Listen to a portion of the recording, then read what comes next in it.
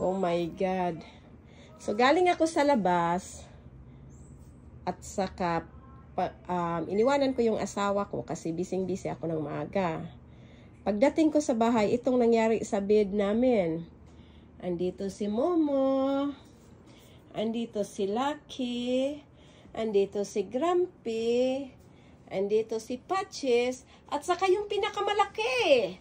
Tingnan mo, nakablanket pa si Snow. Gosh.